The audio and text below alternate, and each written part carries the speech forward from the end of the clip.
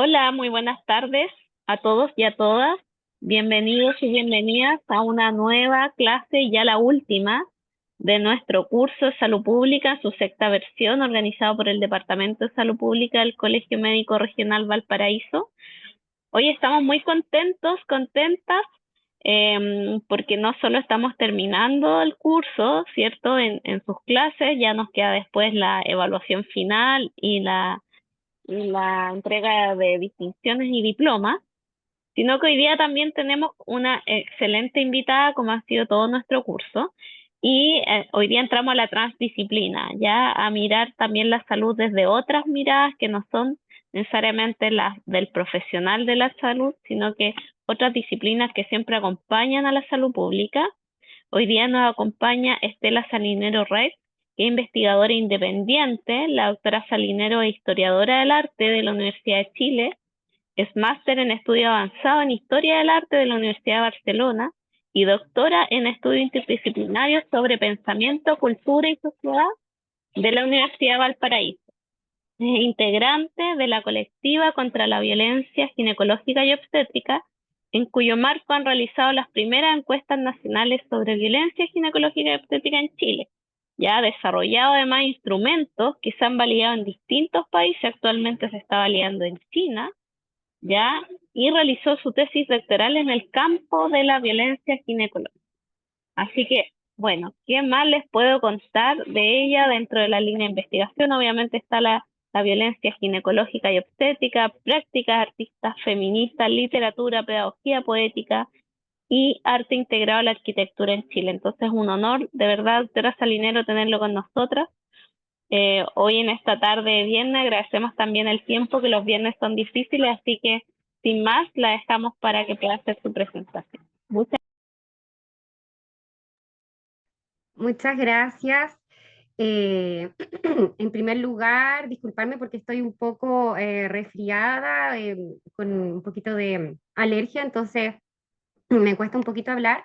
Y saludarlas a todas, a todos y a todes, agradecer su asistencia. Yo vivo en Talca, por lo cual en este contexto que estamos ahora no pude viajar para poder estar ahí presente con ustedes. También aprovecho de darle las gracias al doctor Mario Parada por la invitación al curso de salud pública y darme la oportunidad de mostrarles la necesidad de abordar la violencia ginecológica como un problema de salud pública. Hoy vengo a presentarles entonces los principales resultados de una larga investigación sobre esta problemática en Chile. Para llevar a cabo este trabajo, sin duda ha sido imprescindible la colaboración con otras y otros con sus saberes. En este sentido, mencionar a Manuel Cárdenas y también a la colectiva feminista contra la violencia ginecológica y obstétrica. En esta investigación, contarles que converge mi tesis doctoral, una investigación Fondesit y el trabajo independiente. En este trabajo hemos utilizado tanto metodologías cuantitativas como cualitativas, en el entendido de que ambas se refuerzan y potencian mutuamente.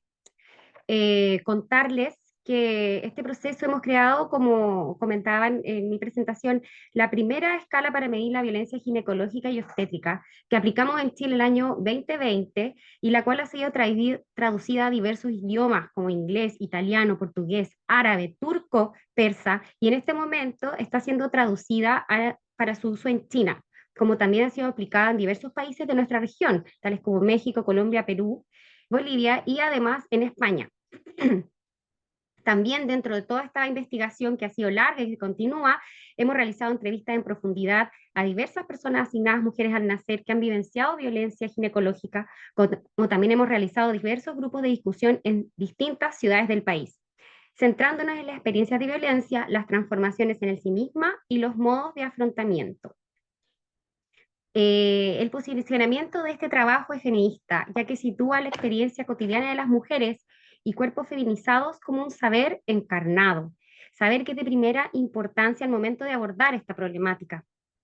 En este mismo sentido, contarles que un objetivo que ha guiado nuestra labor investigativa es analizar la relación de esta violencia con la cultura, enfatizando en las consecuencias que produce en la vida de las mujeres y personas que asisten a los servicios de ginecología y sus impactos también en las relaciones sociales, porque es por los efectos de una práctica de violencia por la cual nos podemos permitir juzgarlas. Bueno, por todo lo anterior, espero entregarles una presentación para poder eh, evidenciar cómo la violencia ginecológica se presenta como un problema de salud pública. En el itinerario de la presentación, al principio voy a hablar de los antecedentes, la conceptualización de la violencia, hasta llegar a la violencia ginecológica, y luego voy a seguir con los resultados de la investigación. Entonces, en este momento, permiso, voy a eh, abrir la presentación.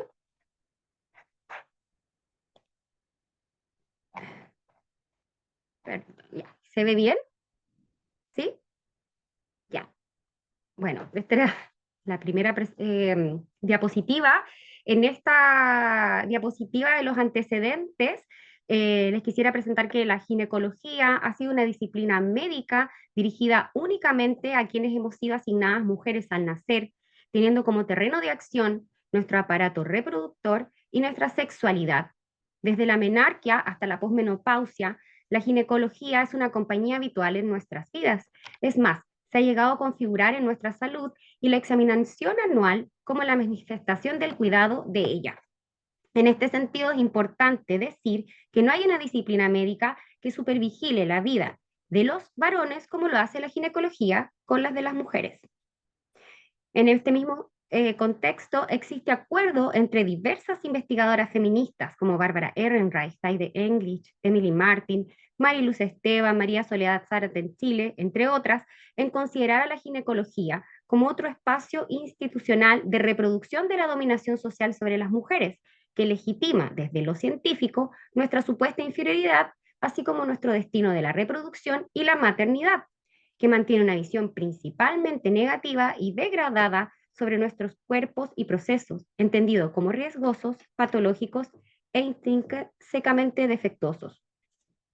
Desde el siglo XVIII y particularmente en el XIX, la ginecología se institucionalizó como ciencia, arrogándose el conocimiento de nuestros cuerpos, desplazando los saberes populares como la partería y de paso ha expropiado la capacidad para atenderlos, y tal y como plantea la antropóloga Sheila Kitzinger.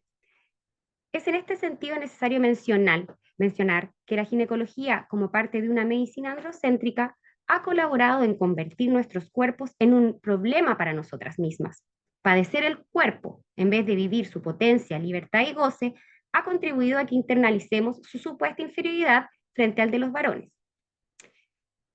También desde la crítica lesbofeminista, Patricia Vergara Sánchez y Virginia Cano, autoras latinoamericanas, han identificado a la ginecología como un dispositivo de heterocisnormalización que despliega un ideal normativo y regulatorio sobre la sexualidad, entendida como heterosexual, y sobre los cuerpos en ginecología entendidos como femeninos, en el cual además de desatender la salud, se enjuicia y castiga a la orientación sexual disidente, como lo reportó la agrupación lésbica Rompiendo el Silencio en el año 2018 en su estudio Ser lesbiana en Chile. Desde hace más de 40 años que se está problematizando en torno al rol autoritario de control que la ginecología y la obstetricia han ostentado sobre nuestros cuerpos y vidas. Es así que el movimiento feminista en salud ha planteado que los principales problemas de las mujeres y la violencia dentro de estos espacios tienen más que ver con problemas sociales y políticos, como el control de la sexualidad, la reproducción y el cuerpo, que con problemas de salud. En este contexto del debate se construye desde América Latina el concepto de violencia obstétrica para visibilizar y denunciar la sobreintervención que ha implicado la patologización y medicalización de la gestación, el parto y el nacimiento, para recuperar el parto como un evento que debe ser protagonizado por las mujeres y sus hijas e hijos, exigir respeto, reconocimiento de sus costumbres culturales, necesidades y saberes. Decir que valoramos los aportes del campo de estudio de la violencia obstétrica, pero como grupo de investigación proponemos ampliar la mirada hacia las tensiones ginecológicas, ya que la ginecología hace referencia a un sentido más amplio de atenciones que permite la identificación de violencias vividas por parte de las mujeres y personas que asisten a dichos servicios, que no se limitan a las experiencias de la reproducción. Ahora voy a hacer una pequeña aproximación al concepto, la idea de violencia que nosotras como grupo de investigación nos manejamos. Entendemos la violencia como una forma de relación social entre partes que tienen una posición desigual y un diferencial de poder, y en que una de ellas restringe la autonomía y las posibilidades de ejercicio de libertad de la otra. Esta relación se caracteriza por la negación del otro otra. Definir la violencia, entendiéndola como una relación social, destaca el papel activo que pueden tener los distintos sujetos de la relación. Es decir, la violencia ya no estaría confinada al acto de un solo agente, se desvincula de las características o intereses concretos de éste para entenderla. Esta forma de concebir la violencia otorga relevancia al contexto de la relación, ya que ese contexto siempre influye y es influido por las relaciones que tienen lugar en él. Implica dejar de pensar el contexto como un telón de fondo donde ocurre la violencia, sino considerarlo más bien como una situación temporal y espacial significativa, marcadas por relaciones sociales que crean, interpretan y utilizan los significados presentes en el mismo. En este caso, por ejemplo, pensar la relación médico-paciente, la jerarquía y asimetría de poder.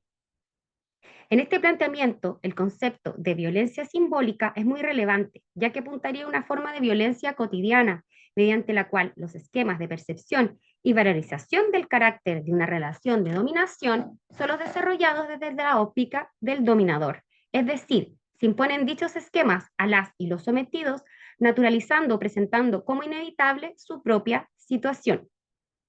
Y aquí es importante decir que es en la estructura de dominación patriarcal donde podemos situar la matriz de esta violencia, funcionando de forma más o menos directa a partir de ataques físicos, sexuales o emocionales, o de forma indirecta a partir de lo que Rita Segato, investigadora latinoamericana, llama violencia moral, que interioriza en la víctima, en este caso las mujeres y personas feminizadas, el sistema de dominación y la hace aceptar esa dominación.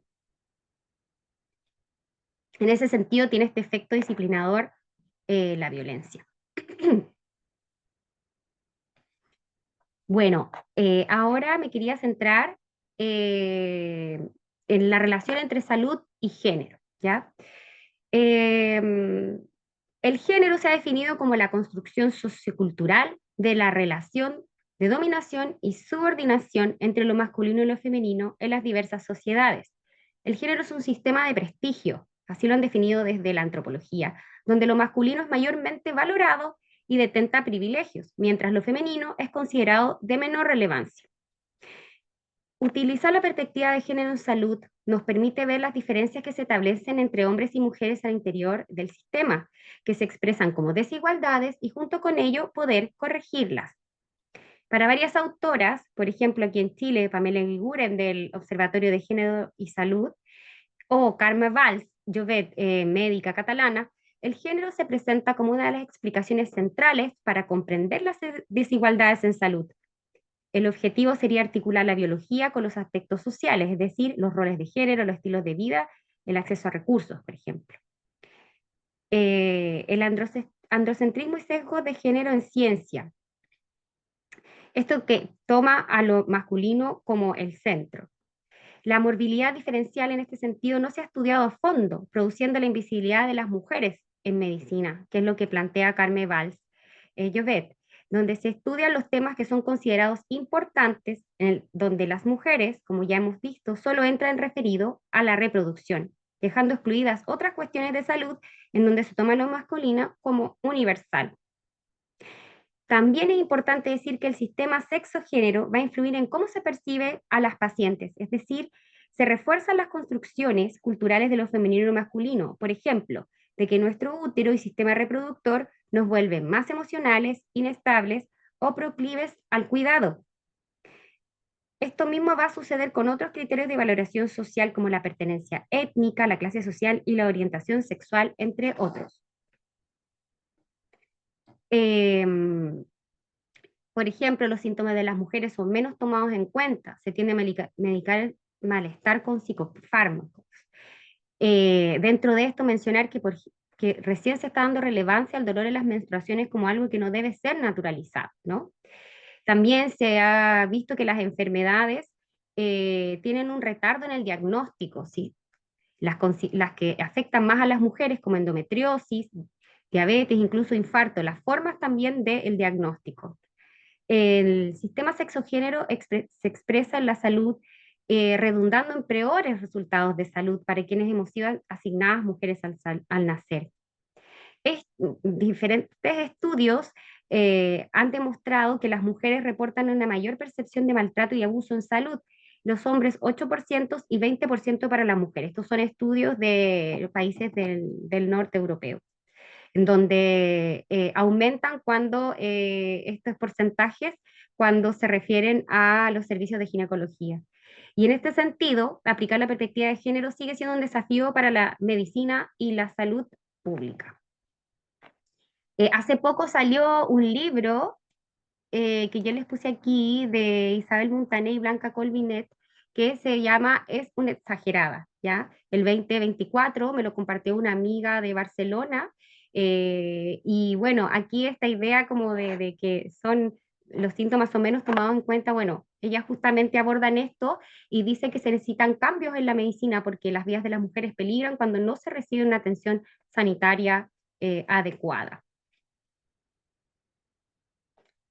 La violencia contra las mujeres.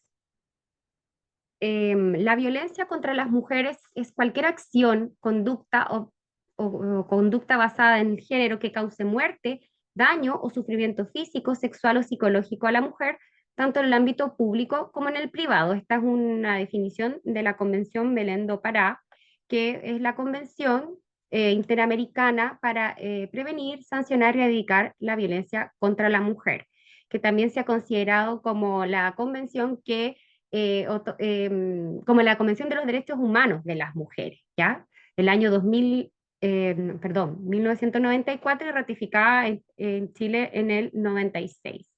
La violencia contra las mujeres se comprende como un continuo, parte de la experiencia cotidiana de los cuerpos feminizados en los diferentes ámbitos de nuestras vidas.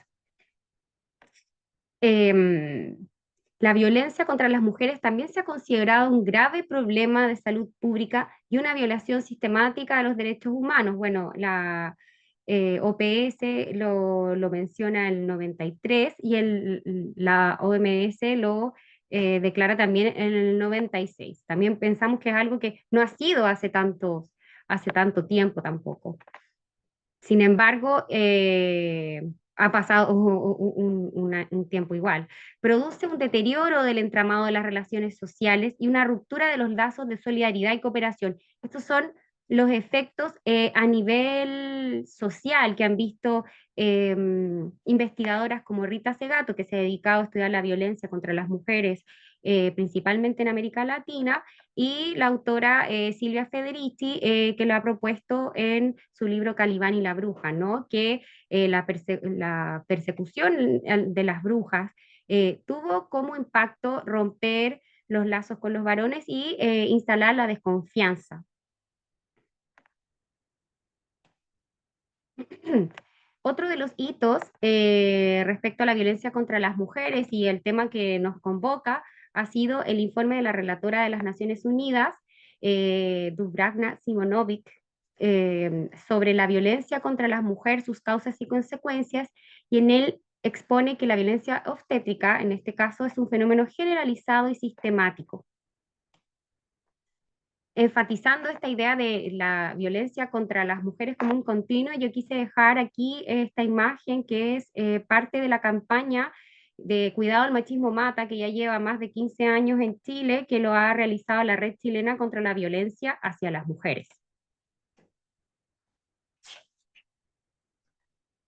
Bueno, las mujeres, la violencia contra las mujeres y la salud pública. ¿Cómo se define un problema de salud pública? Por la magnitud y las consecuencias en la población. La magnitud de la violencia contra las mujeres se ha dicho que es 1 de cada 3 mujeres y personas asignadas mujeres al nacer en el mundo ha vivido violencia física y o sexual por su pareja o tercero a lo largo de su vida. Esta violencia produce efecto en la salud de las personas e impacto en la calidad de vida y puede tener consecuencias mortales, como lo sabemos por el femicidio. Afecta la salud mental, puede producir depresión, ansiedad, estrés postraumático y también consecuencias físicas y sexuales, y además afectar la salud reproductiva de las personas que la padecen. Esta violencia se puede prevenir y en este sentido el sistema de salud se ha visto como un agente de singular importancia para detectar la violencia y articular con programas de protección y reparación del Estado, pero también para proporcionar atención integral a quienes padecen la violencia. Y en este lugar yo me pregunto, ¿qué pasa cuando es el sistema de salud en particular con una de sus atenciones el quien daña a las mujeres? Bueno, en este lugar voy a ofrecer la definición de violencia ginecológica que nosotras hemos manejado como grupo de investigación. Como ya les conté, esta problematización de la violencia en el ámbito de la salud sexual y reproductiva ha partido en América Latina y hace carne de las demandas de la atención digna a los servicios de salud. eh, Ha dado pauta, es necesario decirlo, para que en otras partes del mundo se comience a revisar las atenciones y la violencia al interior de estos espacios. Así que hace muy poco comentarles que también, aparte de las legislaciones que ya existen en algunos países, desde el 2007, por ejemplo, en Venezuela, se está discutiendo también en otros lugares que parecía que había una emancipación eh, en la salud y no había dificultades, como en Europa se está empezando a eh, debatir sobre la violencia ginecológica y obstétrica. Bueno, la violencia ginecológica designa a todas aquellas situaciones de violencias basadas en sesgos de género y que tienen lugar en el espacio de atención de salud ginecológica. Es perpetrada por el personal de salud e incluye las prácticas que naturalizan una relación de subordinación entre el personal médico y pacientes. Por ejemplo, no contestar preguntas, denegación de información, retos, infantilización, negación del dolor, las acciones directas de violencia psicológico-física dirigida al cuerpo de las mujeres, como retos, amenazas, insultos, procedimientos intencionalmente dolorosos, golpes, etcétera, así como cualquier otra forma de abuso y violencia sexual. Por ejemplo, la solicitud de vestirse sin que tenga relación con el motivo de consulta, tactos inapropiados, comentarios sexualizados sobre el cuerpo, los genitales y la violación. También puede implicar una atención o tratamiento deshumanizado, el uso de procedimientos innecesarios o abuso de medicación, la transformación de procesos fisiológicos en patológicos, la denegación de información o tratamiento. Y todas estas cuestiones pueden derivar en la pérdida de autonomía de quienes se atienden o en la capacidad de decidir libremente sobre los cuerpos y la sexualidad. La violencia ginecológica puede causar sufrimiento inmediato, así como secuelas psicológicas y físicas en el largo plazo. A nivel colectivo, puede afectar las relaciones entre las personas y dañar gravemente la confianza en el sistema de salud. Quisiera hacer hincapié que la vivencia de violencia puede traer efectos más profundos si es producida en un espacio y por profesionales que se supone nos deben cuidar, porque se rompería este pacto fiduciario, ¿no?, de la relación de cuidado. La violencia ginecológica tiene distintas dimensiones, una dimensión cultural que incluye los valores, normas, creencias, las concepciones de las mujeres, los sesgos de género en medicina, la violencia simbólica, una dimensión institucional, que es la cristalización de la violencia cultural en las instituciones, en este caso dentro del sistema de salud, influye en la forma en que responde a la discriminación, violencia de género y desigualdad, y se expresa en la ausencia de protocolos, en las definiciones de qué se investiga y qué no, y también la violencia ginecológica tiene una dimensión interpersonal, se refiere a las relaciones y dinámicas que se producen entre las personas al interior del sistema de salud, influyen en actitudes, comportamientos y en el tipo de comunicación establecido. La violencia ginecológica, al estar arraigada en la cultura y en las instituciones del modelo médico hegemónico, se expresará independientemente de las intenciones de los proveedores de salud de brindar una atención adecuada. Bueno, contarles que dentro de nuestro proyecto Fondesit hemos realizado una serie de ilustraciones a partir de las entrevistas en profundidad que realizamos a diversas personas asignadas mujeres al nacer en el contexto de este proyecto que se lleva por título Violencia y abuso de la atención de salud ginecológica en Chile. Las cuales muestran distintas situaciones de violencia que nos parecieron paradigmáticas para comprender sus distintas expresiones, ¿no? Y dimensiones. Y yo les quería preguntar y si alguien quiere participar o comentar, por ejemplo, qué ven en esta imagen o qué piensan que está sucediendo en esta imagen. Es un aborto, ¿no? Sí, sí. Perdón, que no veo aquí los nombres, disculpen que hay muchos. Sí, ¿alguien más quisiera imaginarse o compartir qué puede estar sucediendo en esta situación?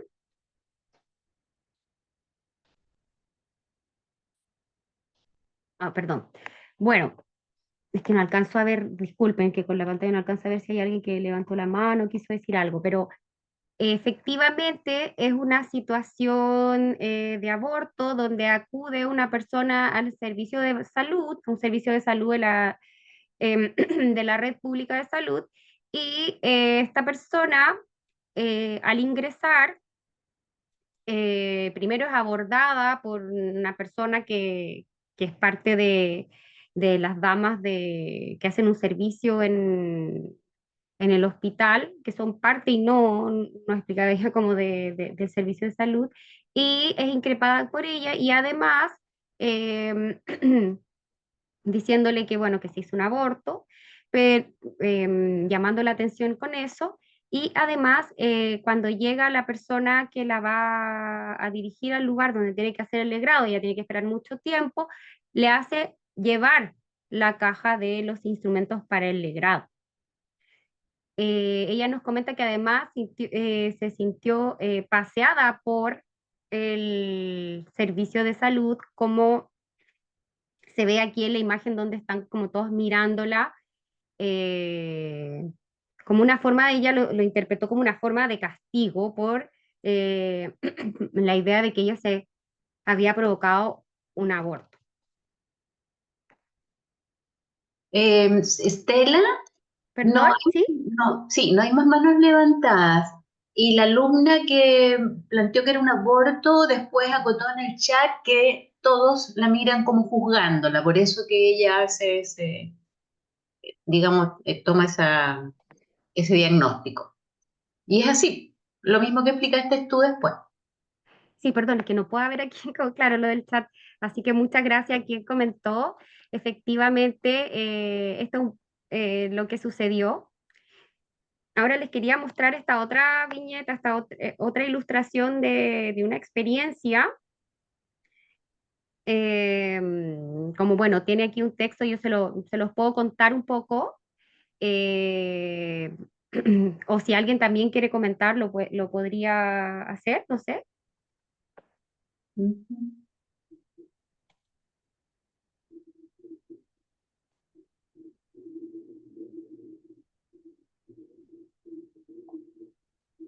¿Quieres que lo lea?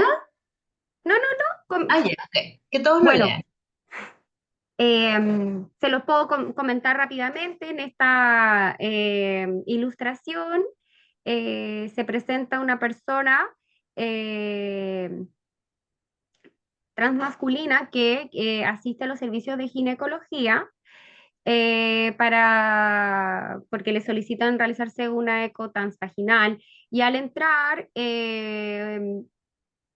lo, lo- le preguntan si tiene alguna alergia, luego de una manera muy, muy seca de referirse, y dice que sí, que tiene una alergia al látex, entonces para poder realizarle la ecografía transvaginal, tienen que ir a buscar un preservativo y unos guantes que no tengan eh, látex. Pero después de un tiempo no fue posible encontrar por parte en el servicio de un guante que no tenga o un preservativo que no tenga látex, por lo tanto, le realizan de igual manera el examen. Entonces la persona le dice, pero usted tiene conciencia de que me va a producir daño, y él dice, no responde, y le realiza, hay que hacerlo nomás, y le realiza la ecotransvaginal, con lo cual queda muy afectada esta persona porque es alérgica además y se siente muy invadido y, como dice aquí, estuvo muchos días pasándolo muy mal, ¿no? Llorando, dice aquí. Aquí hay otra de las ilustraciones que les quisimos compartir, que trata, bueno, como lo ven, una escena de parto en donde la persona se le dice que no está pujando, entonces como para que le hacen una amenaza en el fondo de que si no hace su trabajo, bueno, va a poder hacer episiotomía o forceps. Entonces aquí para evitar eso, le dicen que hagan una maniobra de Christeller en el fondo, como una forma de ayuda para evitar supuestamente estas dos situaciones. Y luego tenemos esta última ilustración. No sé si alguien quiere comentar sobre esta imagen.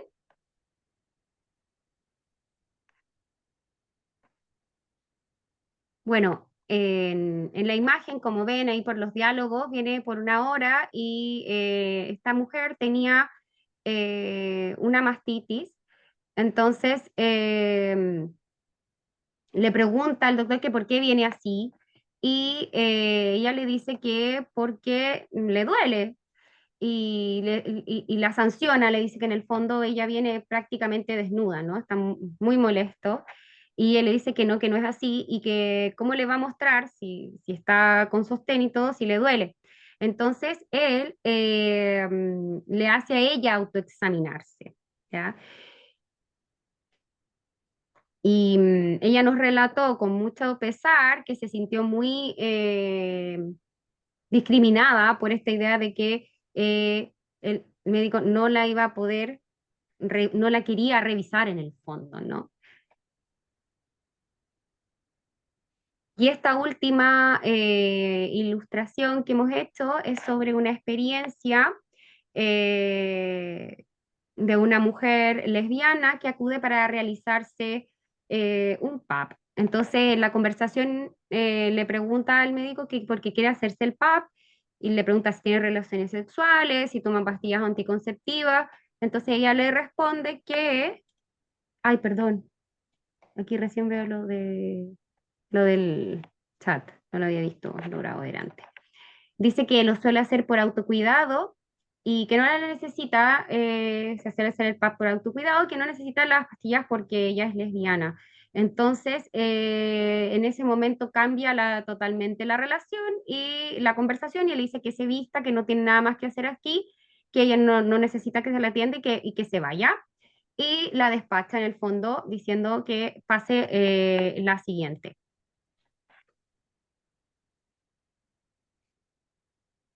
Bueno, dentro de todas estas experiencias como de ilustraciones que le hemos traído como para internarnos más de qué estamos refiriendo cuando nos hablamos de la violencia ginecológica, nosotros hemos planteado que los efectos de la violencia, en primer lugar, es la producción del trauma, ¿ya?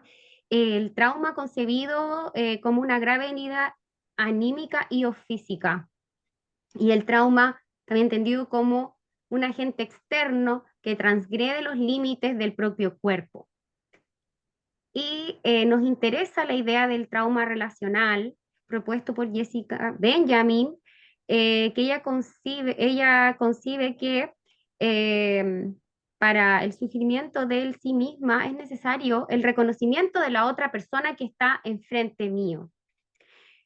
Entonces, cuando se produce la negación de la otra a otro, se objetualiza. Bueno, la definición que yo les planteé al principio de violencia está directamente relacionada con estos efectos que nosotros pensamos que la violencia produce, ¿no? Y dentro de estos efectos, principalmente también es un daño en el sí misma. El sí misma, entendido como la autoimagen, sería un proceso en constante actualización que determinaría nuestra individualidad y que configuraría nuestra manera de vivir. La en sí misma contiene también el autoconcepto, la autoimagen, la autoestima, y aquí yo le he incorporado a esta idea también el cuerpo, porque la percepción de una misma siempre es encarnada, y la sexualidad, porque además en esto particularmente lo que estamos hablando es un ámbito sensible que atañe al tipo de atención. Y cuando hablamos del cuerpo, que estaría alterado por la violencia ginecológica, por ejemplo, me refiero a sus potencialidades, sus funciones, en la sexualidad también al deseo, la práctica, la frecuencia de las prácticas que también se verían alteradas negativamente por la violencia ginecológica. Bueno, ahora debo entrar, ya no sé, quiero revisarla ahora, en los datos ya de nuestra investigación sobre el estado de la cuestión en Chile. Y en primer lugar, yo les compartí uno de estos artículos que ambos, la violencia ginecológica y silencio al interior del modelo médico en Chile y el continuo de violencia contra las mujeres, violencia ginecológica también dentro del modelo médico en Chile, es una síntesis de resultados de los principales resultados de las dos encuestas que hemos realizado, la del 2020 y la del 2023. Comentarles un poco respecto a la primera encuesta, participaron más de 5.000 personas de todas las regiones del país y además, bueno, luego la posterior, alrededor de 1.500 personas también de todas las regiones, y comentarles que los criterios de inclusión fue haber asistido a la consulta ginecológica alguna vez en nuestro país. En ambos artículos se indaga la presencia de violencia en su magnitud y se intenta definir sus contornos generales. También se puso especial atención en las diferencias en los reportes de violencia relacionadas a la pertenencia a diversos grupos a partir de categorías como edad, orientación sexual, pertenencia étnica, nivel de estudios formales, ¿ya? Y esto porque nos interesa conocer la interseccionalidad. ¿Cómo se expresa la interseccionalidad en la violencia ginecológica? Y la interseccionalidad se refiere a que vamos a vivir opresión o ostentaremos privilegios según las categorías sociales a las que estamos adscritas. Entonces sería la articulación de las opresiones que no podrían ser comprendidas por separado. Ya aquí se lo voy a presentar después más adelante para entenderlo mejor en relación a la violencia ginecológica.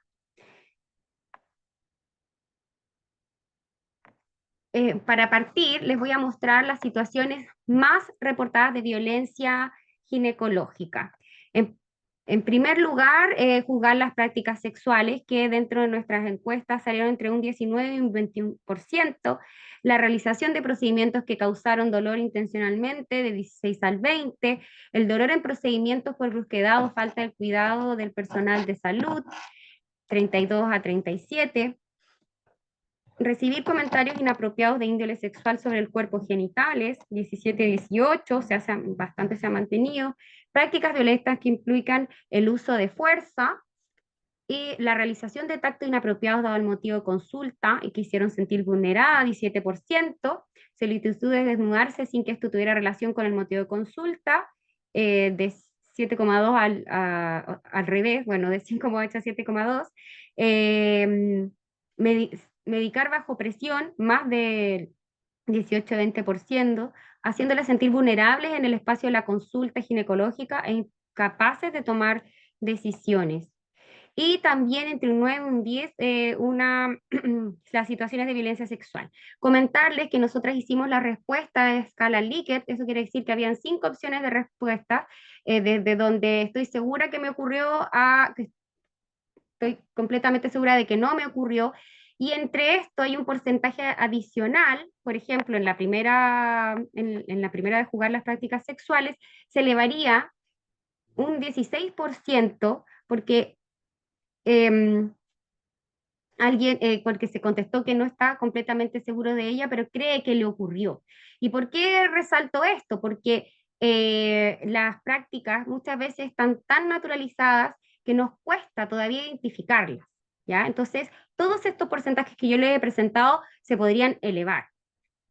Y bueno, la violencia ginecológica global estaría entre el 57,9 al 67%. También hemos visto las diferencias de violencia ginecológica por tipo de establecimiento, ¿ya? Para seguir con la caracterización del problema. Los análisis muestran que en el sistema público son más elevados todos los reportes de violencia ginecológica, en la escala total, como muestro aquí, y en todas las dimensiones de la escala de violencia ginecológica, que es psíquica, física y sexual, y que tiene un mayor impacto en la sexualidad. Nosotras hemos reflexionado que sucede algo en el sistema público, que muchas veces se piensa que, o se trabaja como que se está haciendo un favor, ¿ya? Esto lo hemos visto también en los relatos, o sea, hay un trato discrecional, mientras que también en el sistema privado, al contrario, se nos trataría como clientas, ¿ya? Bueno, ustedes saben cómo es el sistema de salud chileno, altamente segmentado por clase social, por eso le hago estas dos distinciones. Entonces, en el sistema privado había una expectativa de mantener una clientela, pero aún así, los porcentajes son altísimos, ¿no? Lo que sí sucede más en el sistema privado es la medicalización, y esto también se entiende porque traería mayores beneficios económicos, de nuevo pensando en el sistema de salud de nuestro país. Violencia ginecológica, interseccionalidad, también de la caracterización del problema. Esto cuando les comentaba cómo, por ejemplo, los resultados generales son de un 67%. Bueno, cuando la persona cuando analizamos las respuestas del grupo de las personas que se identifican con los pueblos originarios, este porcentaje sube. ¿Ya? Lo mismo con las personas afrodescendientes y lesbianas y disidencias sexuales. En relación a las lesbianas y disidencias sexuales, tienen las puntuaciones más altas, y en particular en la dimensión violencia psíquica, que las personas no disidentes. Las afrodescendientes tienen diferencias significativas en la escala completa y en particular en violencia psíquica, y los pueblos originarios tienen diferencias significativas en la escala completa, violencia física, psíquica y violencia sexual, frente a quienes no se consideran parte de un pueblo originario. Y el impacto en su vida se ve reflejado en un mayor daño en la percepción del propio cuerpo, ¿ya? Entonces, si somos de un pueblo originario, tenemos 2 veces más posibilidades de vivenciar violencia ginecológica. Si somos afrodescendientes, 3 posibilidades más. Y lesbianas y disidencias sexuales, 2 posibilidades más. Y esto tiene relevancia porque son los grupos más vulnerabilizados. Entonces, para nosotros nos interesa mucho remarcar esta situación, que se expresa interseccionalmente, o sea, de forma diferenciada, y se intensifica. Aquí yo les traje este relato, que es parte de uno de los grupos de discusión que hemos hecho en el marco del proyecto Fondesit, donde una mujer acude a CEFAM por problemas de salud mental y terminan realizándole un PAP. Sabemos que hay una campaña nacional por la prevención y erradicación del cáncer cervicuterino, pero en esta experiencia esa política entra en conflicto con las necesidades que tenía la persona en ese momento que acudió a CEFAM, ¿ya? Ella le preguntan, ya tienes 25 años, tienes que hacerte el PAP. Recuerden que es una persona que va por salud mental. Y ella dice, yo no iba preparada para eso, y me hicieron ese mismo día el PAP. Yo estaba nerviosa. Y me preguntó si había tenido relaciones y dije que sí, y que si me cuidaba. Y yo le dije que no, y me puso esa cara, hace una mueca, porque el cuidado de la sexualidad está entendido como si utilizan pastillas anticonceptivas.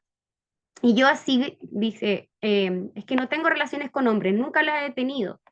Entonces eres virgen, le dice ella. No, no he tenido relaciones con hombres. Entonces, para hacerle el PAP, le puso el espéculo más chiquitito porque pensó que ella era virgen. Y luego ella dice, le pregunta, ¿y cuál es el riesgo de que yo tenga VPH? Y entonces le dice, entre mujeres, ¿qué pasa? Y la persona que le atendió no supo responder. Ya, aquí, bueno, aquí hay una guía, ya desde el año 2021 sobre ginecología inclusiva, herramientas para la atención respetuosa de nuestra salud sexual, donde, bueno, ahí están instalando a cambiar las preguntas, pero esta frase me interesaba porque muestra varios criterios de la interseccionalidad y cómo se expresa esta violencia. Bueno, en esta diapositiva les voy a presentar los impactos de la violencia ginecológica en autoestima, cuerpo y sexualidad. Bueno, en este apartado que está aquí, la edad muestra que a menor edad se vive mayor violencia psíquica, ¿ya? Eso es lo que hemos encontrado. Menor edad, mayor violencia psíquica.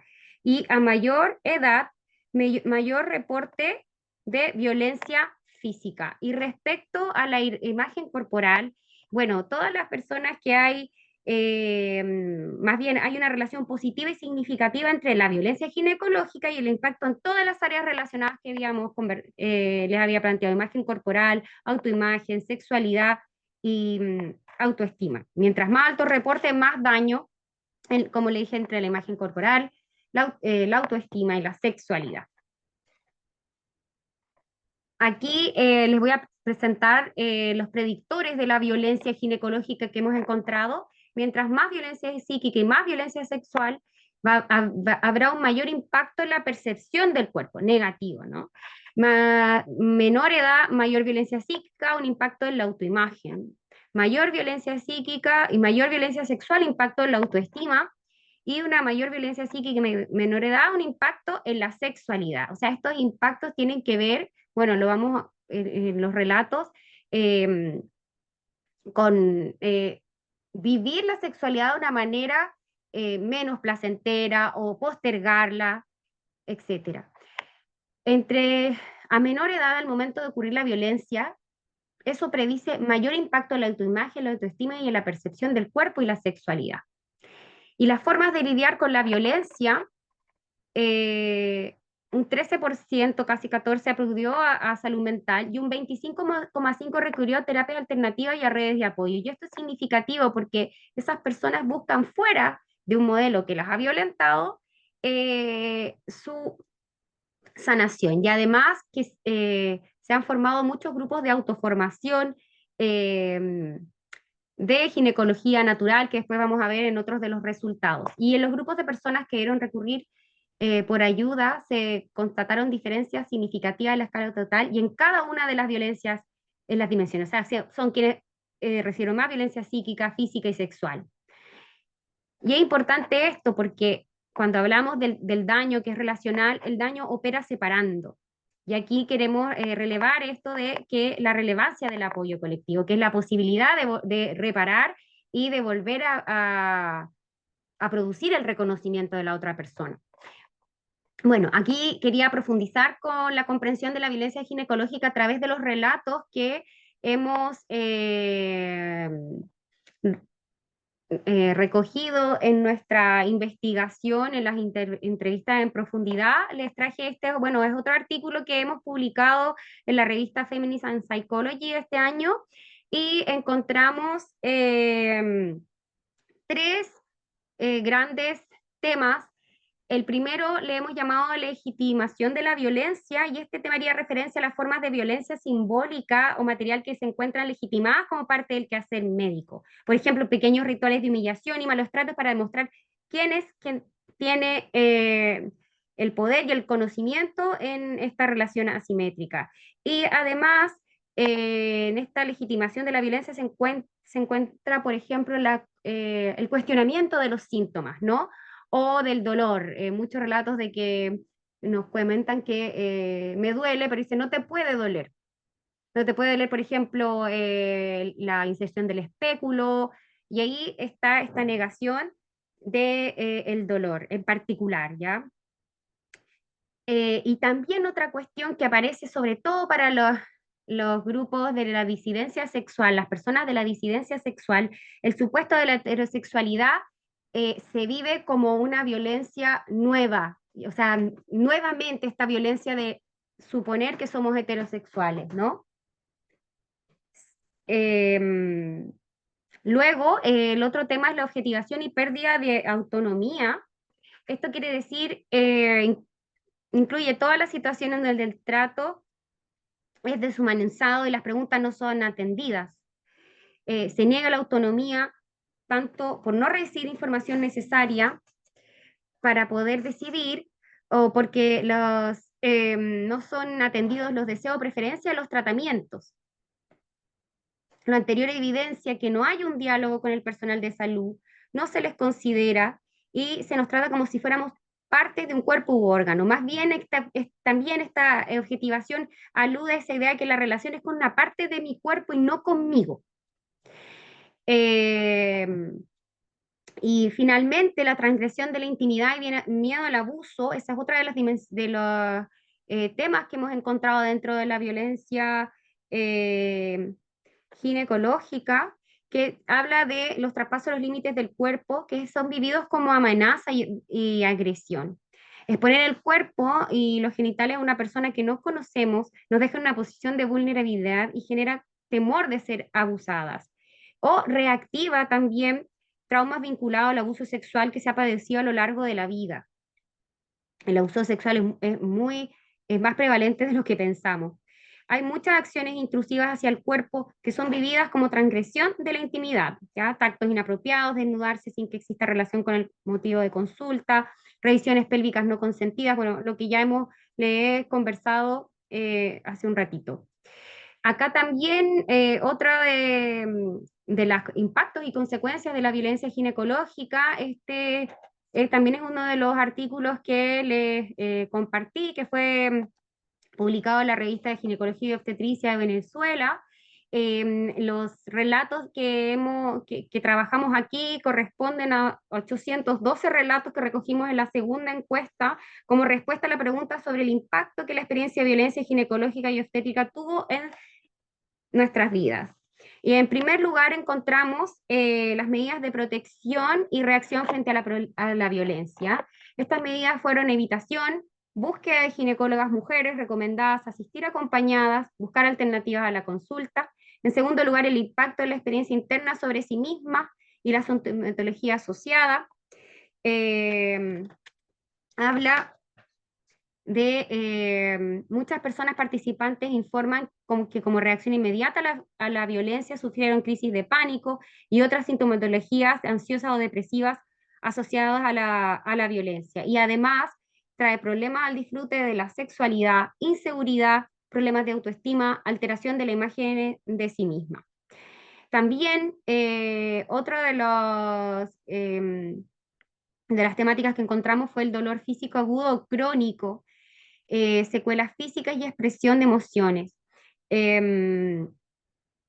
Se refiere al impacto sobre el cuerpo y las secuelas emocionales, en la sensación de haber sido indebidamente medicalizadas, por ejemplo, aquí hay relatos que hablan de eso, y también sobre las emociones asociadas, tristeza, culpa, depresión y sensación de haber sido humilladas.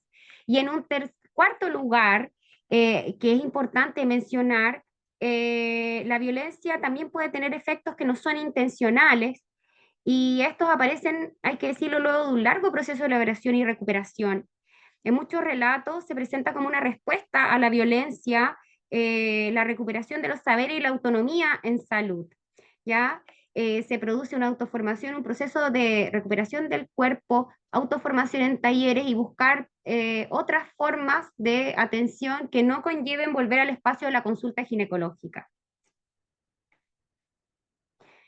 Les traje este otro artículo que lo publicamos hace muy poco en la revista Violence Against Women, un análisis cualitativo de estrategias de coping o afrontamiento en personas asignadas mujeres al nacer em, que vivieron violencia ginecológica en Chile. El afrontamiento es un concepto que viene de la psicología y que se refiere a las estrategias, a las respuestas sobre la violencia, ¿ya? Y aquí hay que decir que nos interesó ver esto porque al no existir mecanismos de denuncia que protejan a las personas en casos de violencia ginecológica, se producen una serie de situaciones para poder responder a esta violencia.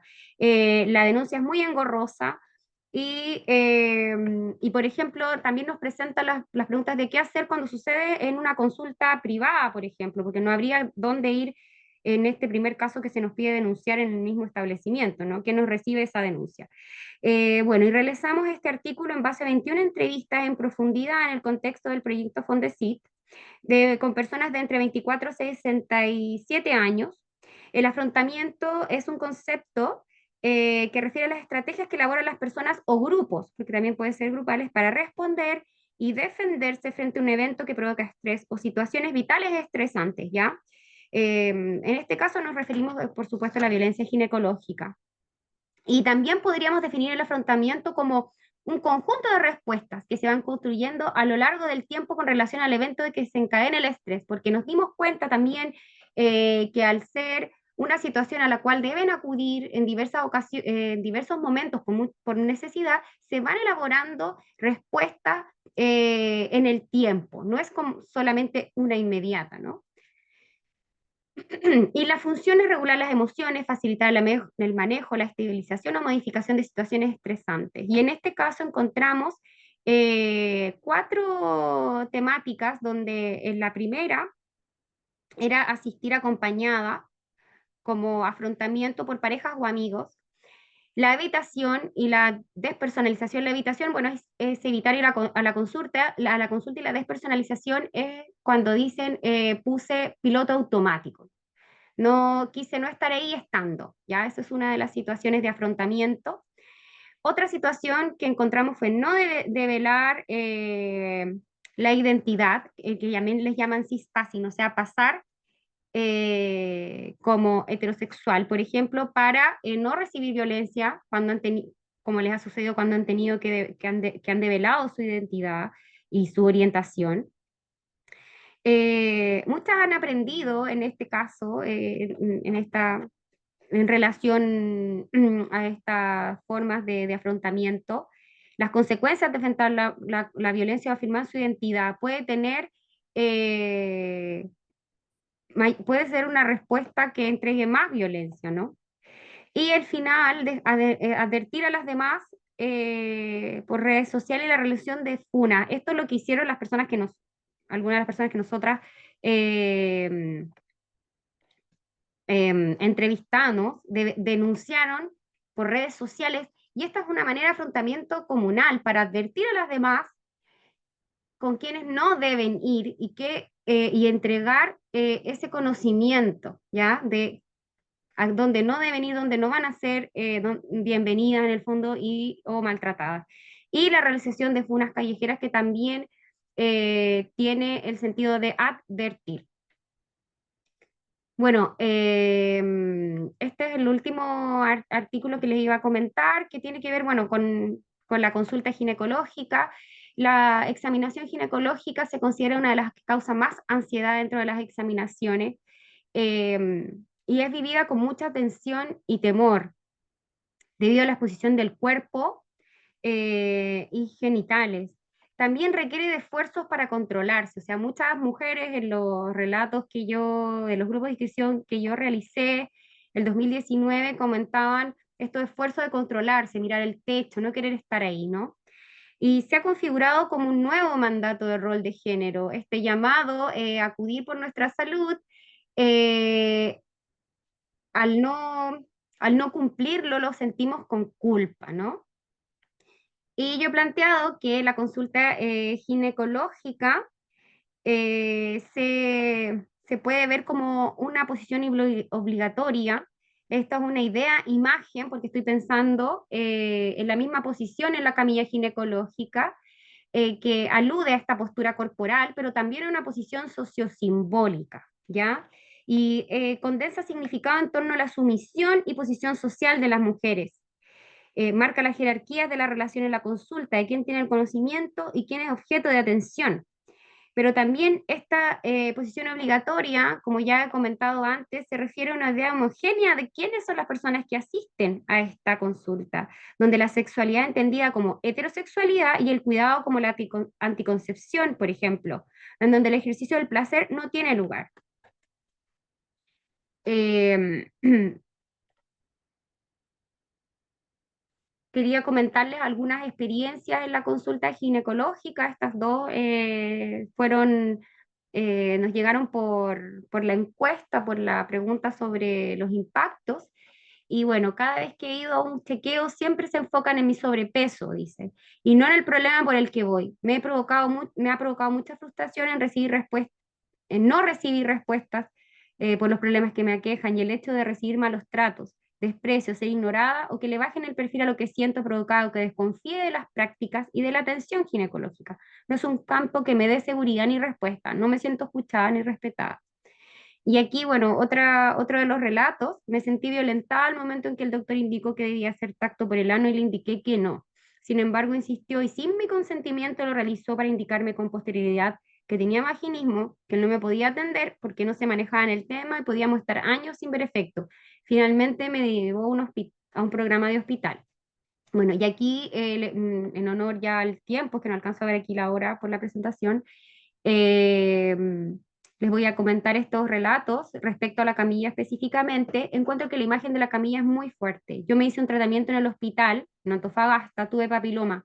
Me hicieron un seguimiento como de 2 años, pero cuando me tenían que atender en la camilla de ahí, mostrando la camilla, iban estudiantes de repente y el médico no me informaba. Aquí hemos visto varias escenas en donde no hay un consentimiento informado, un consentimiento en el fondo. Me acuerdo que cuando salí de la consulta salí casi llorando y llamé a una amiga y le dije, siento como que abusaron y pagué para que abusaran de mí. Un tipo que no sé si estaba haciendo lo correcto y tampoco no sé si me podía negar o no, porque como te digo, cero información del procedimiento. La llamé casi llorando, le dije que me había sentido pésimo. Ella también es lesbiana y claro, la primera reacción de ella fue, por eso yo no voy al ginecólogo, no quiero pasar por algo así. Yo me acuerdo que le dije que fue horrible, le dije que sentí que pagué para que el tipo me pudiera tocar y, no, y me sentí horrible. Aquí hay varias cosas en este relato, porque también está la idea nuevamente esto de que es una examinación tan común, pero no, la desconocemos, ¿no? Y este es el último relato que refiere, bueno, cuando estaba en la universidad del servicio público y no me llegaba la regla, entonces fui para que me atendieran y la primera pregunta era, ¿estás embarazada? Y ella respondía, no, no es posible, no me ha llegado, cambié de método anticonceptivo. No, es que tú estás embarazada, insistían. No, no estoy, estás embarazada, una disputa, ¿no? Te voy a hacer una intravaginal. No, no estoy embarazada, ¿cómo me va a hacer una intravaginal? Te la vamos a tener que hacer. Y ella dice algo muy importante aquí, tú pierdes el voto, pierdes tu postura. Me lo tuve que hacer, obviamente no estaba embarazada, pero esa sensación de que no crean en ti es súper invasiva. Bueno, yo les traje esto que encontré para presentárselo de una artista que se llama Anna Odell, que es una artista y cineasta sueca, que se llama El cine de la silla ginecológica, que presentó el año 2020 bueno, en este festival que sale aquí de Göteborg, y era una experiencia interactiva. Ella le llamó mucho la atención cuando fue a una exposición en Polonia y vio la silla ginecológica y se preguntó por qué no habían desde el arte interactuado más con ella, ¿no? Y le parecía que la silla era como una metáfora de la vulnerabilidad. Eh, situación a la cual los hombres no están acostumbrados, ¿no? Entonces ella invita a diversas personalidades de la sociedad sueca para que vengan y les pregunta si tienen lo necesario para ponerse en el lugar de una mujer. Y bueno, varios aceptaron la invitación y tenían que acudir a un centro de salud, esperar a ser llamados junto a las usuarias reales de los servicios de ginecología, desnudarse, y ahí fueron entrevistados en la posición de la camilla. Y en este trabajo también llama poderosamente la atención cómo un simple objeto de aparato para la revisión ginecológica reviste un significado simbólico enorme que nos lleva a pensar en el poder, en la exigencia de sumisión, la sexualización del cuerpo de las mujeres y su permanente amenaza de asalto sexual. Bueno, aquí yo les traía ya lo último que es sobre el racismo y las innovaciones de las disciplinas y su prolongación en el presente, porque para que existan ciertas cosas, estas cosas se mantienen y esta imagen se mantiene en la disciplina ciertos actos fundadores, y esta imagen me parecía muy elocuente porque una de los considerados padres de la ginecología moderna experimentó en mujeres esclavizadas para realizar sus innovaciones en la cirugía de la fístula vesicovaginal, y me parecía que para después utilizar anestesia en su clínica privada para mujeres blancas. Entonces me pareció muy elocuente esta imagen, porque no solo ha sucedido con ellas, también ha sucedido en ensayos clínicos para la píldora anticonceptiva con las mujeres de Puerto Rico, que luego sufrieron los efectos secundarios, pero después la píldora no estaba a su alcance, etcétera. Entonces esas cosas están en algún lugar. Y les quería comentar, bueno, cómo estas dos, me imagino que conocen esta situación de las esterilizaciones forzadas, cómo fue parte de un plan eugenésico en Perú, y están exigiendo reparaciones integrales, y que de hecho ahora, justamente en este año, se quiere lanzar una ley para la impunidad. Y el retiro de la imagen de Marion Sims de Central Park, y estaban hace muchos años presionando para que no se le rindiera homenaje a este personaje.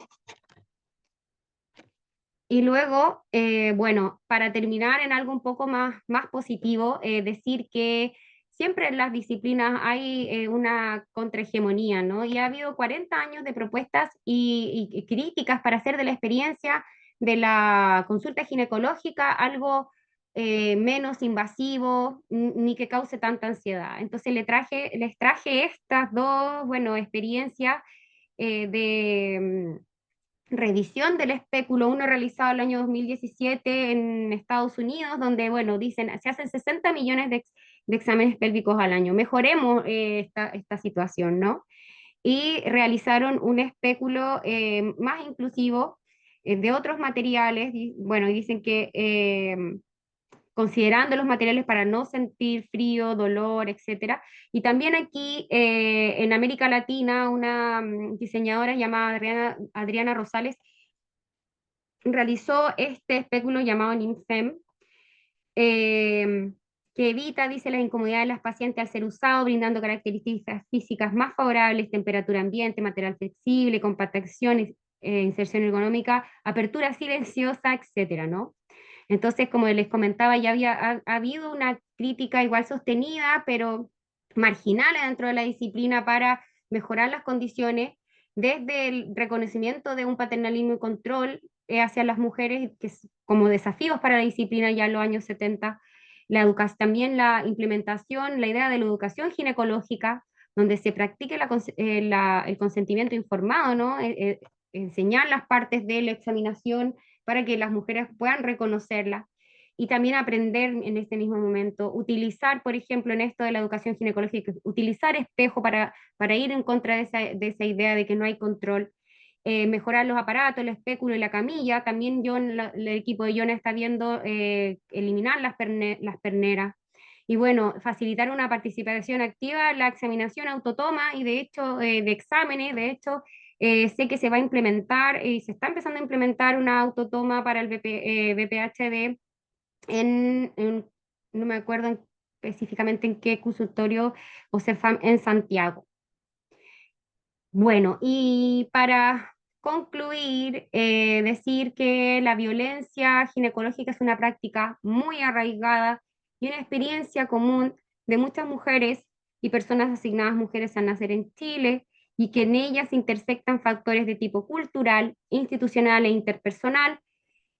Comentar que es parte del continuo de violencia contra las mujeres en el ámbito de la salud sexual y reproductiva, que tiene un carácter interseccional como hemos visto, porque en ella se solapa la pertenencia a diferentes categorías de desigualdades como el género, orientación sexual, etnia, clase social, edad, situación de discapacidad, que también es un tema pendiente que tenemos que seguir analizando la magnitud de la violencia ginecológica y sus efectos, el daño en la salud y la calidad de vida que hemos visto a través de su impacto en el cuerpo, la sexualidad, la autoestima, la configuran como un problema de salud pública. También tiene otros efectos, produce desconfianza en el sistema de salud y provoca su abandono. Disculpen ahí, tuve un error. Y también este ha producido un cierto auge de la ginecología natural y parto en casa, esto como medidas de afrontamiento, ¿ya? ¿Cómo vamos a evitar, mujeres que quieren evitar esta violencia? Bueno, han comenzado a hacer una autogestión en salud como una manera de recuperar también esa autonomía perdida y recalcar algo que hemos reflexionado mucho, que la ginecología ginecológica contribuye, como les decía al principio, a que desconfiemos de las capacidades de nuestros cuerpos, viviéndolos como defectuosos, padeciéndolos y con ello reproduciendo la dominación y subordinación eh, de género. Bueno, esta es la presentación que les traje hoy. Eh, no sé si hay alguna pregunta, que aquí no veo mucho. Ya, no sé, no sé bien cómo sacarlo, a ver. Dejar de compartir. Ah, sí.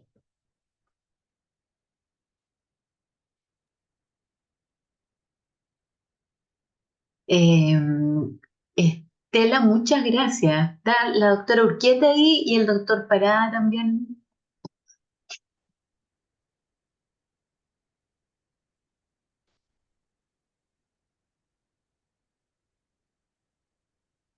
Lornita, Mario, eh, alguna... diga qué quiere decir. Ya, oye, claro que los primeros que deberían hablar serían los estudiantes, ¿no? Pero bueno, ya que me dio la palabra, Estela, nuevamente un gusto verte, escucharte. Muchas gracias por tu presentación. Encuentro que ha sido excelente y iluminadora respecto de un problema de salud pública que está invisibilizado y que para mí es muy útil para visualizar lo que significa la determinación social de la salud, ¿no? Especialmente por la construcción que hay respecto del género, la construcción que se produce respecto de los actos discriminatorios, es decir, el abuso del poder y cómo los servicios sanitarios, que se supone que estamos para hacer las cosas bien y mejorar la calidad de vida y el bienestar de las personas, en muchas ocasiones nos transformamos en un determinante negativo para la salud, en este caso de las mujeres, ¿no? O como ustedes dicen, las personas asignadas como mujeres al nacimiento, ¿no? Eh, y también, y con esto lo último, es enfatizar en un concepto que tú introdujiste varias veces y que es constitutivo del marco teórico de la determinación social de la salud, que es el concepto de interseccionalidad, que es más que un potenciamiento de lo que estamos habituados a hablar en medicina, ¿no? Que una cosa potencia a la otra. Es una que la intersección de dos determinaciones o más no es simplemente una potenciación, sino que es una profundización de las causalidades y las consecuencias de esos elementos que por separado ya son negativos. Así que bueno, felicitaciones. Yo no tengo ninguna pregunta. Espero que los estudiantes sí. Los estudiantes están dando las gracias, pero nadie pide la palabra, nadie va a opinar algo al respecto de lo que han vivido en lo personal o en lo familiar en situaciones como esta? Ahí Paula Rosso está haciendo un comentario en el chat.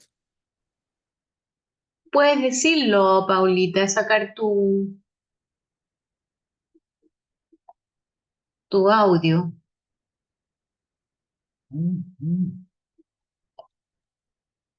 Parece que no quiere. No, Ahí, sí, ahí aquí. sí. Ya, dale. Estoy medio chascona.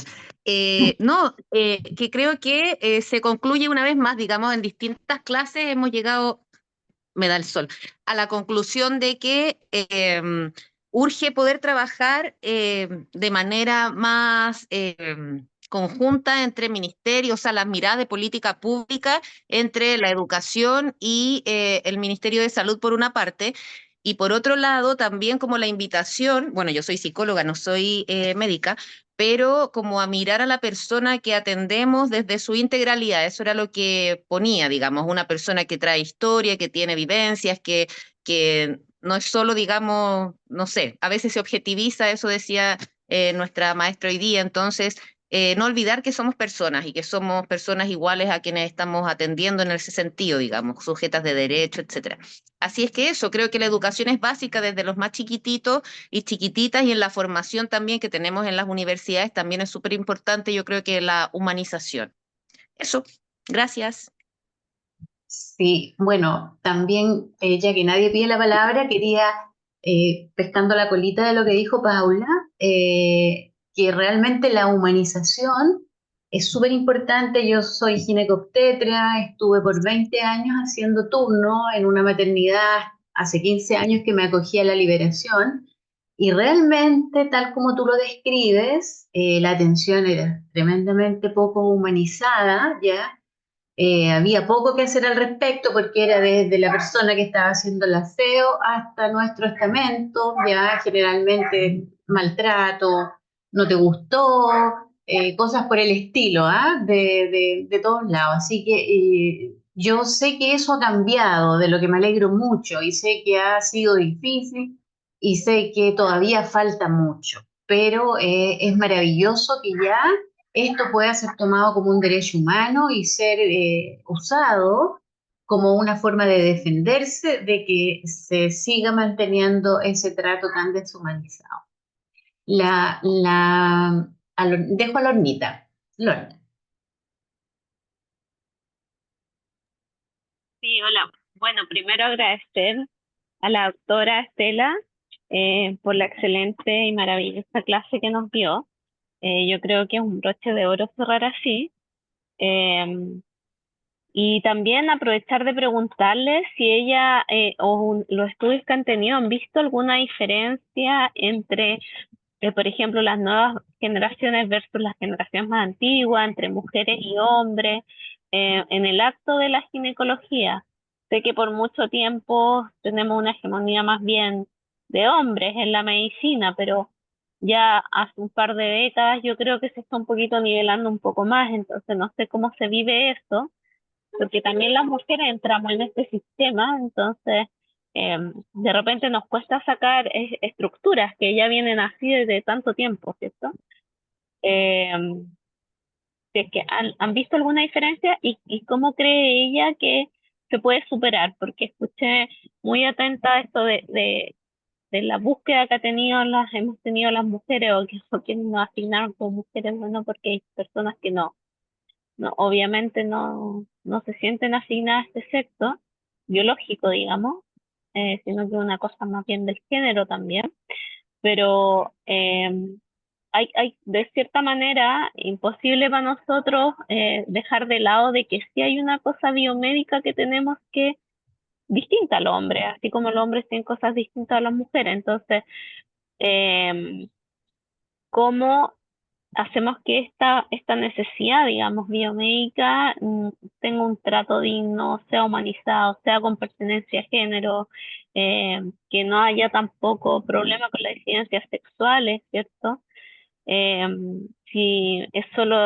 va solo con educarnos, por ejemplo, o va más allá, ¿cómo lo ve ella? Porque eh, yo sí creo también que ha sido un logro para Chile, no sé, el parto como institucionalizado y que por lo tanto eso también ha disminuido el riesgo de la mortalidad materno-infantil. Entonces, si nos vamos por el otro extremo, también vamos a tener complicaciones en casa que no se van a poder hacer si es que no estamos cerca de un centro asistencial o con una neonatología al lado, ¿me entiendes? Entonces, ¿cómo lo ve ella? ¿De qué más podemos aportar? Es desde también cómo los profesionales de la salud en todos los ámbitos nos hacemos parte de esto. Bueno, muchas gracias por los comentarios. Estoy muy agradecida.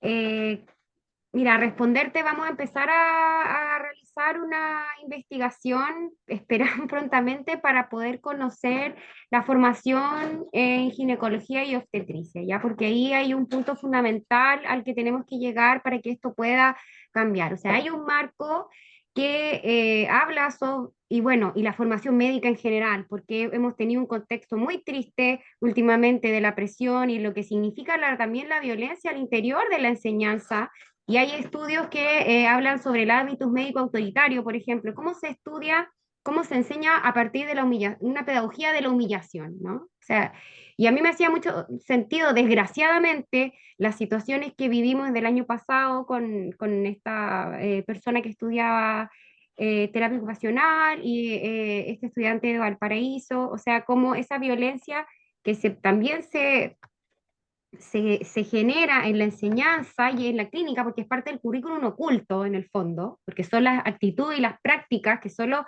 al ingresar ahí, hay estudios que muestran a todo esto, cómo al ingresar a ciertas prácticas en las clínicas cambian las actitudes de las personas que se están formando respecto a los derechos de las y los pacientes, por ejemplo, ¿ya? Por la jerarquía, ¿no? Por el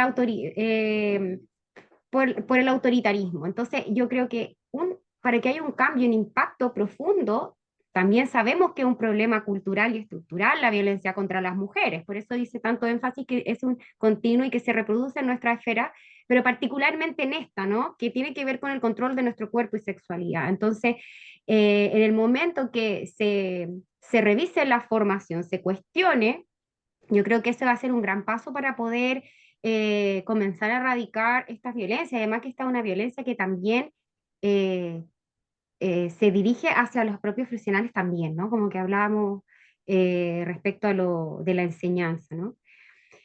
Y no sé si respondí con eso, es algo que vamos ahora a empezar a indagar. La verdad que hemos conversado hemos podido tener poco acceso a profesionales. Yo he intentado acercarme, he tenido algunas respuestas que me han llamado mucho la atención. Por ejemplo, una profesional me dijo que desde que empezó a atender a personas trans se dio cuenta de cómo tenía que atender, porque ahí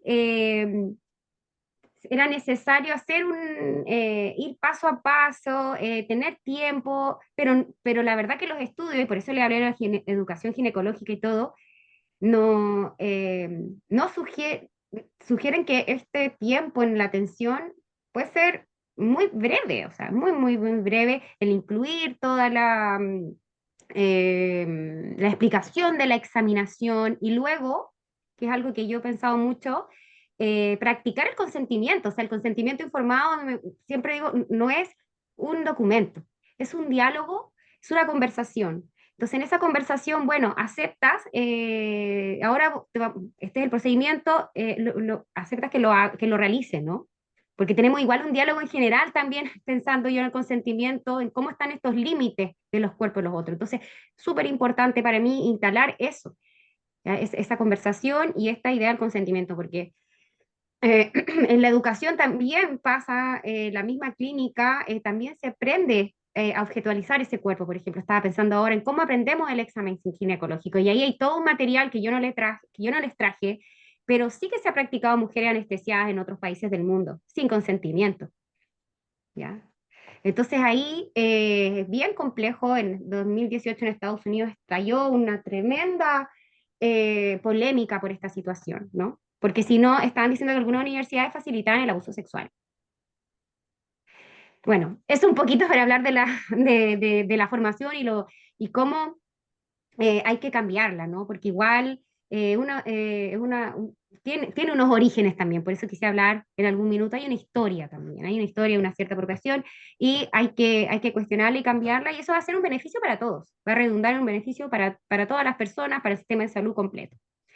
Así que eso, no sé si Sí, respondí un muchas gracias. poco, sí. Eh, es Emi, más Emi type. tiene una pregunta. Sí. Hola, buenas, ¿cómo están? En verdad iba como a compartir un poquito mi experiencia, ya que habían comentado cómo lo vivimos un poco nosotros. Yo no trabajo mucho en el área de gine, pero sí trabajo como docente en la Andrés Bello. Hago clases para los chicos de tercer año y me resuena mucho esta idea del como el rol que podemos tener dentro de la educación. Y, por ejemplo, nosotros intentamos constantemente con nuestros compañeros de la cátedra integrar como otras cosas dentro del currículum oculto y hablamos, por ejemplo, de la interseccionalidad. Por ejemplo, cuando hicimos la clase de cardiopatía isquémica, mencionamos, bueno, lo hemos mencionado otras veces, pero hubo como una parte específica de la clase donde hicimos como, presentamos estudio epidemiológico, donde, por ejemplo, se habla de los resultados en salud en distintas poblaciones étnicas en Estados Unidos, hablamos de la presentación clínica distinta entre hombres y mujeres dentro del infarto, así que creo que podemos como empezar a incluirlo también dentro de la formación. Y generalmente los chicos son bastante receptivos y les parece interesante poder entender estas diferencias de género y salud. Eso. Muchas gracias por tu comentario. En el chat hay un bien.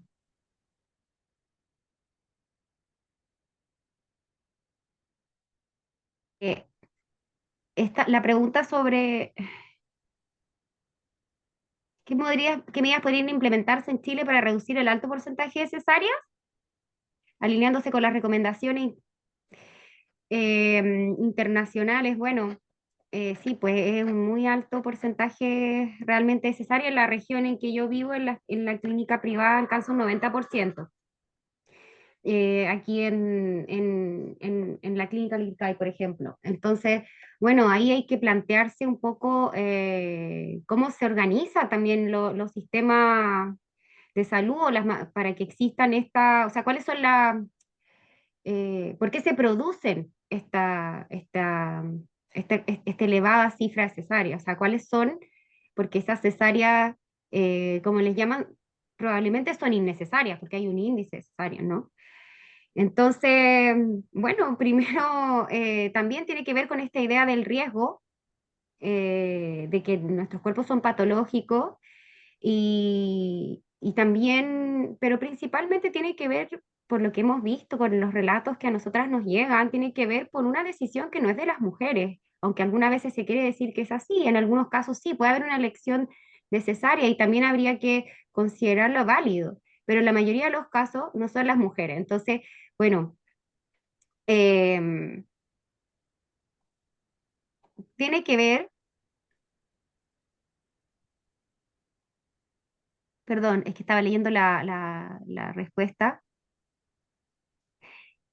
La cesárea electiva, cuando es elegida por la persona, no sé si podría decir que es violencia, porque en algunos casos eso puede tener varias razones, pero sí hemos visto que hay algunas razones que también están siendo inducidas en la enseñanza, que tiene que ver, por ejemplo, con el tema de los genitales de las mujeres, como que los partos estropearían nuestros genitales, ¿ya? Eso también es uno de los motivos que, que, que han hecho que algunas mujeres decidan tener cesárea, pero siempre yo iría con mucha cautela que es algo menor, porque en general las mujeres quieren tener un parto, o las personas que quieren parir, y hay que animar a que el parto no tiene que ser vivido como un riesgo ni como una patología. Yo creo que eso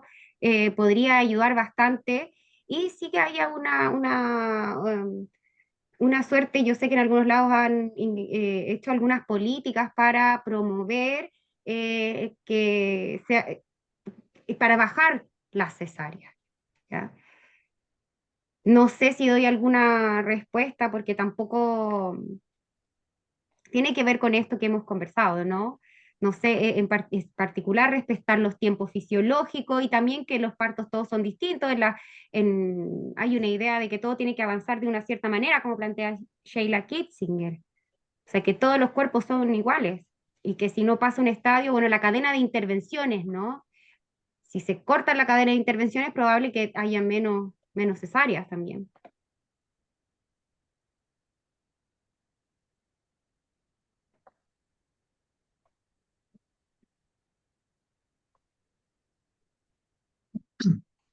Yo estaba pidiendo la palabra porque por lo menos hasta cuando yo atendí pacientes obstétricas, había un gran porcentaje de pacientes que por diferentes motivos querían cesar, ¿ya?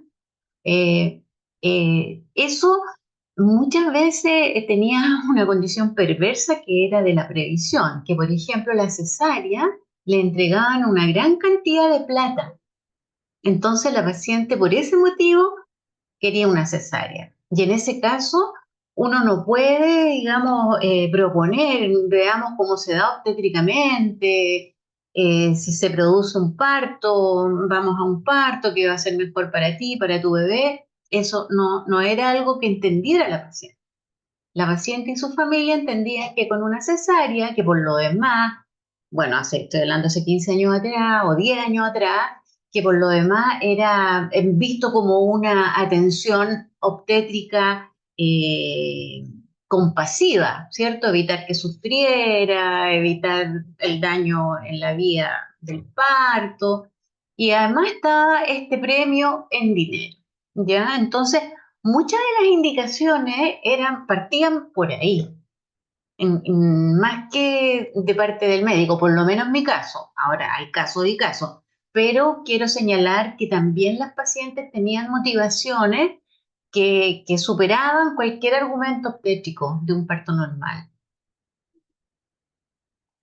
Yo quería complementar eso porque con lo que comentaste me recordé que también hay una cuestión así perversa, por ejemplo, en las clínicas, también en el sistema privado, cuando una se va a atender, una puede asegurarse una habitación si elige cesárea, por ejemplo, ¿ya? Que no que vas a poder contar con tu habitación. Entonces, eh, que te van a poder atender, aunque se supone que siempre deberían atenderlo porque vas a poder estar sola, etcétera, etcétera, ¿no? Entonces también por ahí hay es un problema complejo y también porque hay una idea, hay un término que es como el abrazo biotécnico, ¿no? O sea, hay una idea de que las intervenciones pueden ser más seguras, por ejemplo, que quizá una cesárea puede tener menos daño, aunque es una cirugía. Hay una idea de que no produce dolor, no sé, que no produce un daño y también ahora se está introduciendo muy fuertemente esto que tiene que ver con no dañar estéticamente y bueno, y funcionalmente también puede suceder en algunos casos, pero la mayoría los genitales, porque bueno, estamos entrando a una también etapa de cosmética en los genitales muy, muy fuerte, que está ingresando, que ya ha ingresado a los países que tienen más dinero para consumir, digamos, esta cirugía estética, pero está ingresando en Chile y yo lo he visto ya en algunos lugares. Entonces, hay una idea de que también el parto nos daña el cuerpo, o sea, como que hay narrativas que hay que volver a construir. No sé si hay alguien más que quería comentar algo.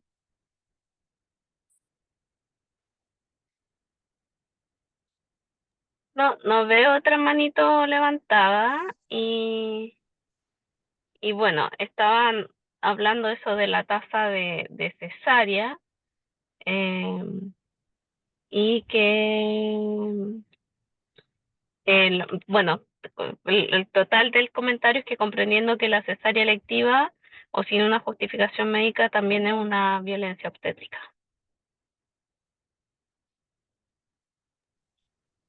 Que no sé si hay alguna otra pregunta o comentario, y algunos también se han tenido que despedir por la hora.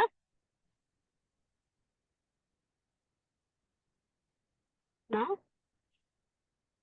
yo también ya me tenía que partir, pero aquí estoy escuchando con mi audífono la excelente clase de la doctora Salinero, así que de nuevo, Estela, muchas gracias por estar con nosotros este viernes en nuestra última sesión ya del curso.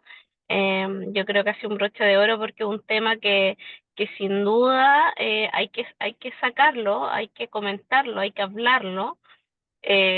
Como dice ahí Paula, es que hay que hacer una apertura a estas temáticas porque si no siguen siendo ocultas, como dices tú ahí, la agenda oculta o el currículum oculto dentro de las carreras de la salud, que lamentablemente no es solo este.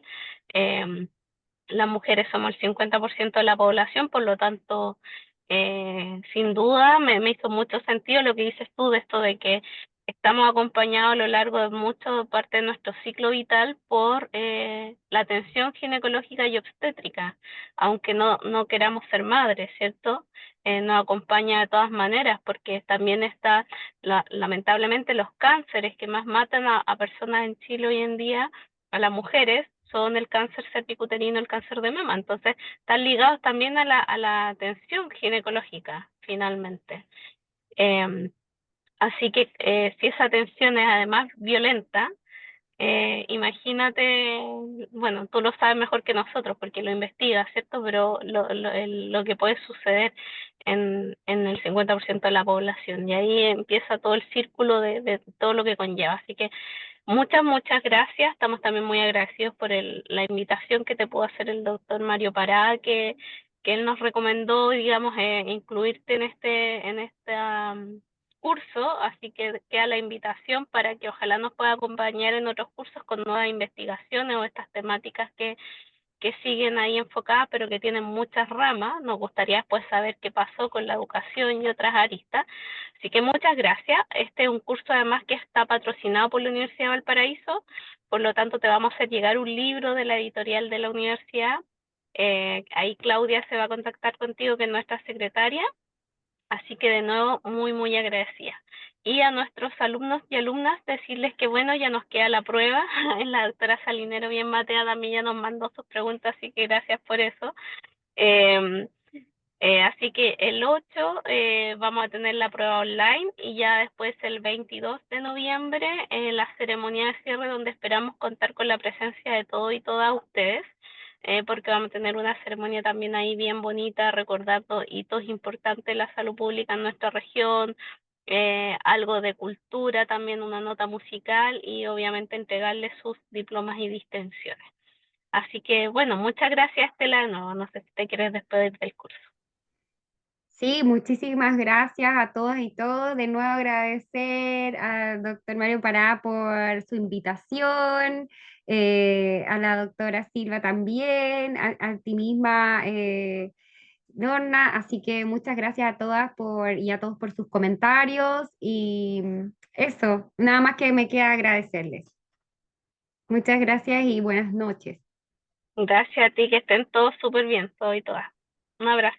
Chao. Adiós. Chau, Gracias. chau. Chao. Chao a los alumnos también. Chao, Lornita. Chao.